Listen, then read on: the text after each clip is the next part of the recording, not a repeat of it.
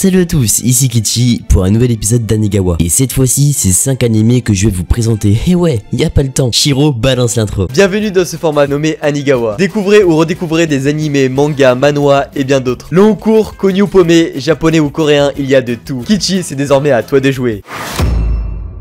On commence avec un anime pas très connu. Nous suivons Gon, un jeune garçon âgé de 12 ans, ayant comme rêve de devenir Hunter. Chasseur en anglais pour les non-bilingues comme moi. Mais pour le devenir, il va falloir passer l'examen Hunter. On raconte qu'il est extrêmement dur. Au cours de cet examen, Gon va rencontrer du beau monde. Killua, c'est un garçon qui a le même âge que Gon et passe l'examen pour le fun.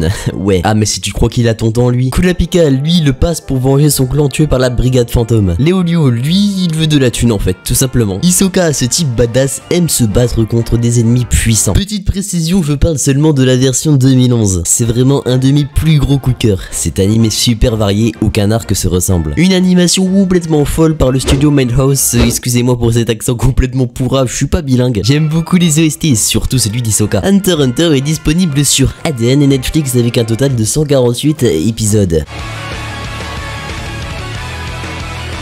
Izubi est un lycéen comme un autre, mais un jour il se réveille en sursaut. Il croit voir une étrange forme pénétrer son bras. Entre Gleipnir et Parasite, en ce moment je parle beaucoup de pénétration dans mes vidéos, c'est... Pensant que c'est un rêve, il se rendort. Au réveil, il gratte son bras, mais il ne sent rien. Ce n'était pas un rêve. Que va faire Izumi? Le laisser en mode OZEF ou bien le dégager? Cet anime est vraiment bien, il fait partie de mes premiers animés courts que j'ai pu voir. Une belle animation qu'on doit encore une fois au studio Madhouse. Et les OST qui lui est propre. Surtout celle que vous entendez en fond. Le jour où j'ai fini l'anime, je l'ai eu en tête pendant 5 jours. Le seul défaut selon moi est l'opening, et je sais que beaucoup l'aiment, mais voilà, je l'aime pas, c'est comme ça. Ça reste que mon avis. Parasite est disponible sur Crunchyroll et Netflix avec un total de 24 épisodes. Saitama, un jeune chômeur... Oh quoi?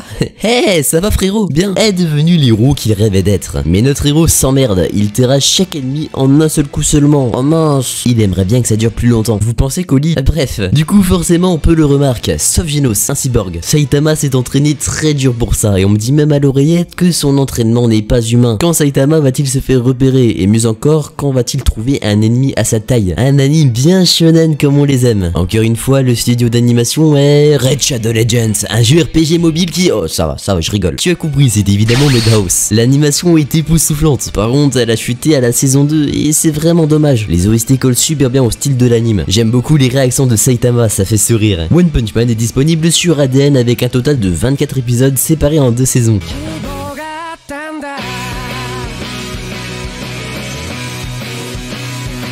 Soma est le fils d'un talentueux cuisinier, et justement, la cuisine, c'est son truc, il rigole zéro avec ça. Son but, dépasser son sensei et pouvoir tenir le restaurant familial à lui seul. Sa vie bascula quand il est envoyé par son père dans une prestigieuse école de cuisine. Ça y est, vous commencez à capter que cet anime est original. Un anime qui change de ce qu'on peut voir d'habitude avec une belle animation qu'on doit au studio JC Staff, ainsi que des OST qui collent super bien à l'ambiance de l'anime. J'avais hâte de vous parler de Food Wars, car beaucoup le critiquent sans même essayer de le comprendre, et franchement, je trouve ça vraiment dommage. L'argument principal de ceux qui n'aiment pas Food Wars est le suivant. Franchement, Food Wars c'est pas ouf, hein. Les meufs elles jouissent pour rien, c'est vraiment gênant. Si vous n'avez pas suivi, en bref, quand Soma fait un plat, la fille ou le gars qui goûte ce dernier est complètement en extase. Mais la question que peut se poser, c'est pourquoi? C'est obvious, mais apparemment certains ne comprennent pas. Soma est si doué en cuisine que quand une personne goûte un de ses plats, c'est si bon qu'elle en jouit en fait. Le fait que la personne réagisse comme ça, c'est pour imaginer le fait que le plat soit extrêmement bon. Food Wars est disponible sur Crunchyroll et ADN avec un total de 73 épisodes séparés en 4 saisons. Je précise que la saison 5 est en cours. Arima Kosei est un ancien enfant prodige du piano, mais depuis le décès de sa mère, il ne joue plus. C'est en avril que cela va changer avec une rencontre incroyable. Hélas, quand il joue, les sons du piano sont sourds. Que va-t-il se passer ensuite? J'ai fait en sorte que le résumé soit court, c'est normal car j'ai pas envie de vous en dire plus. Avant de voir cet animé, je me suis dit, oh, un anime avec un pianiste, une violoniste, ça va être chiant, mais en fait pas du tout. Après l'avoir fini, je me suis finalement dit, ah ouais putain, quel chef-d'œuvre. Je vous en dis pas plus, si vous voulez le voir, ça se passe sur Wakanim et Netflix avec un total de 22 épisodes. Transition. Et bien voilà, c'était 5 animés que j'ai vraiment aimé. Dites-moi dans les commentaires lequel vous attire ou bien si vous les avez déjà vus, lequel vous a le plus plu et pourquoi. On va cesser là-dessus, je profite du fait que j'ai parlé d'Hunter x Hunter dans cette vidéo pour vous dire que la musique d'outro vient tout droit de celui-ci, le 3ème pour être précis. C'était Kichi, j'ai que ça qu'à dire et outro.